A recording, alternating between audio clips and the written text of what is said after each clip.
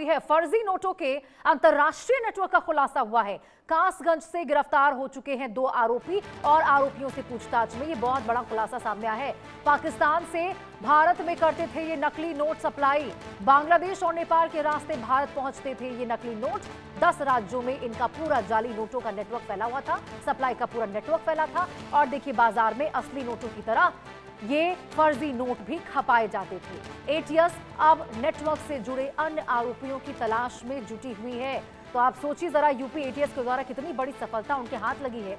इस बात से आप समझिए कि ये नोट देखकर आपको लगेगा नहीं कि ये नकली है, लेकिन ये नकली नोटों का एक बड़ा नेटवर्क इनका चल रहा था। 10 राज्यों में इनका पूरा जाली नोटों की सप्लाई का नेटवर्क फैला हुआ था और अब यहाँ पे बहुत बड़ी सफलता प्राप्त हुई है। नेपाल और बांग्लादेश के बॉर्डर के जरिए देखिए, ये जो नोट है वो लाते थे।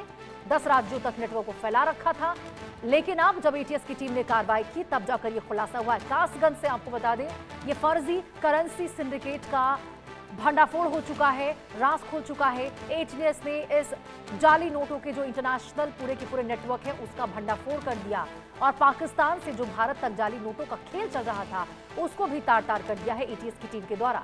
कासगंज से आपको बता दें, ये 2 आरोपी जो तस्वीर में आप देख रहे हैं, इन 2 आरोपियों को गिरफ्तार किया गया है। पाकिस्तान से इनके ऊपर आरोप है कि भारत में ये नकली नोट सप्लाई करते थे और नकली नोट के सप्लाई करने में ये खुलासा हुआ है। तो देखिए, खुफिया एजेंसियों के द्वारा लगातार जो सर्च ऑपरेशन चलाए जाते हैं, लगातार जानकारी इकट्ठा की जाती है। इसी के तहत एटीएस की टीम भी कार्रवाई कर रही थी। सूचना मिलने पर ये बड़े साजिश जो इनके द्वारा किए जा रहे थे, ये जो फर्जी नोट थे जिनको यहाँ पे भारत में चलाया जा रहा था, पाकिस्तान से लाकर इसका भंडाफोड़ हो गया इस पूरे नेटवर्क का। और अब देखिए, क्योंकि 10 राज्यों तक इनका पूरा नेटवर्क फैला हुआ था, इससे ये तो देखिए साफ है कि ये 2 व्यक्ति ही केवल इसमें संलिप्त नहीं होंगे और भी ये बहुत बड़ा नेक्सस इनका होगा जो तमाम राज्यों में पैर पसारे हुए है। गिरफ्तारी तो केवल 2 की हुई है, लेकिन एटीएस की टीम अब इस नेटवर्क में कितने और अन्य आरोपी जुटे हुए हैं उनकी भी तलाश की जा रही है। तो सबसे पहले तो देखिए, कड़ाई से इन 2 आरोपियों से पूछताछ होगी, पूछताछ हो भी रही है। उसमें जो खुलासा होगा, उसमें जो वो नाम उनके द्वारा कबूले जाएंगे या फिर जो जानकारी दी जाएगी या उनके फोन से जो भी तार निकलकर सामने आएंगे और जो संदिग्ध चीजें इनके पास से बरामद हुई है, जो नोट है उसके सैंपल जांच होंगे, उसके बाद ही तब जाकर और भी जो इस नेटवर्क में जुड़े हुए लोग हैं उनका भी खुलासा हो जाएगा। अभिषेक सिंह हमारे सहयोगी इसी खबर पर ज्यादा जानकारी के साथ हमारे साथ जुड़ चुके हैं लाइव। अभिषेक, जरा बताइए सबसे पहले तो कि आखिर ये पूरा भंडाफोड़ हुआ कैसे, ये बड़ा नेक्सस जो इनकी ओर से फर्जी नोटों का चल रहा था। देखिए, ये जो पूरा मामला है, ये इसकी एक पटकथा बांग्लादेश में लिखी गई।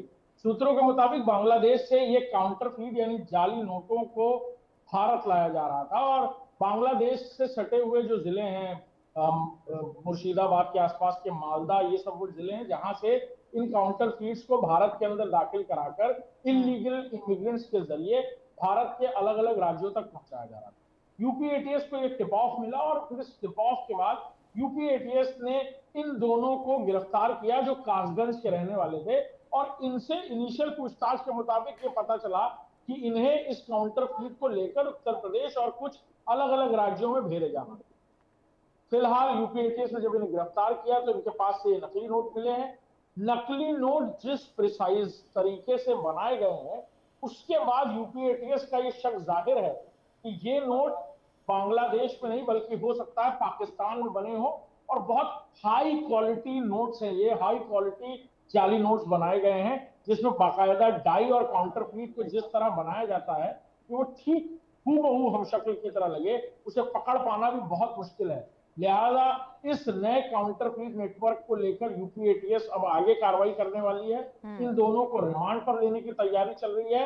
यूएपीए के तहत मुकदमा दर्ज किया गया है और इस बात से ये बात और पुख्ता हो रही है कि इस पूरे नेटवर्क में और भी लोग शामिल होंगे जो बांग्लादेश से या फिर सूत्रों के मुताबिक हो सकता है पाकिस्तान से इस काउंटरफीट को भारत तक लाना चाह रहे हैं और न सिर्फ इकोनॉमिकली भारत को नुकसान पहुंचाना चाह रहे हैं बल्कि इस पैसे से हुए मुनाफे के जरिए भारत में अंतरराष्ट्रीय स्तर पर कुछ बड़ी घटनाओं को अंजाम देना चाहते थे और इसको लेकर अब यूपी एटीएस इन दोनों को रिमांड पर लेगी। उसके बाद इनसे पूछताछ होगी। पूछताछ में कुछ बड़ी बातें निकलकर सामने आती हैं तो हो सकता है देश की बाकी एजेंसीज भी इस पूरे मामले की पड़ताल कर सकती है।